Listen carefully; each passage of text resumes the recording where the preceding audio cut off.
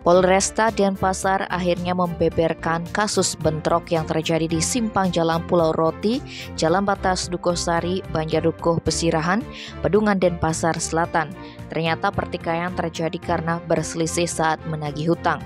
Dalam rilis kasus yang berlangsung Kamis 23 Juni, Kapolresta Denpasar AKP Bambang Yugo Pamungkas menjelaskan perkelahian dua kelompok ini berawal ketika pria bernama Elis menagih hutang kepada anak buah kapal di Pelabuhan Benoa berinisial OD Senin 20 Juni pukul 13. Kebetulan saat itu John K juga datang untuk menagih hutang ke ABK tersebut. John K ngaku punya sebesar 3,5 juta rupiah, sedangkan Elis sebesar 2,5 juta rupiah. Namun terjadi ketersinggungan karena John K membentak Elis. Elis lantas menghubungi kakaknya Naheson Niko. Ternyata Niko dan John K saling kenal sehingga pria yang diketahui asal Ambon, Maluku itu menelpon John K agar bertemu di warung Bu Ayu Jalan Ikan Tuna 2, Pelabuhan Benoa untuk membahas masalah tersebut. Ketika Niko tengah makan di warung tersebut, datanglah John K. Tanpa diduga, pria asal Sumba, Nusa Tenggara Timur ini membawa banyak teman. John K berteriak memanggil Niko, lalu bersama Daniel dan Artono masuk ke dalam warung. Di sanalah mereka terlibat cekcok yang berujung Niko dikeroyok oleh ketiganya hingga berlanjut ke luar warung. Teman-temannya yang lain juga membantu melempari dengan batu, bahkan teman Niko bernama Olop yang berada di depan warung ikut dihajar menggunakan kursi plastik.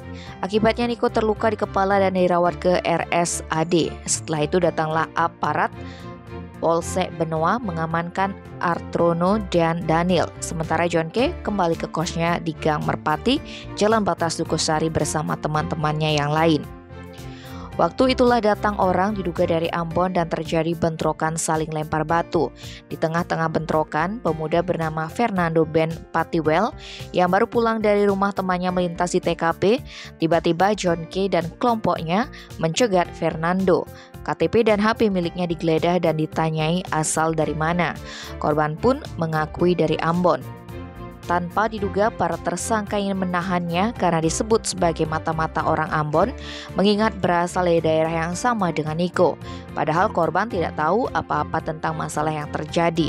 Fernando sempat coba bentrok tapi langsung dipukuli oleh para pelaku, bahkan menggunakan kayu. Kemudian aparat dari Polsek Denpasar Selatan dan Satgas, salah satu paguyuban bernama Martin dan Freddy, tiba untuk melerai. Selanjutnya 14 orang asal Sumba diamankan ke Polsek Denpasar Selatan. John K juga diantar oleh Martin ke Mapolsek Densel. Dia ditetapkan sebagai tersangka bersama 7 temannya dengan ancaman pidana penjara paling lama 9 tahun. Tim Bali Express melaporkan.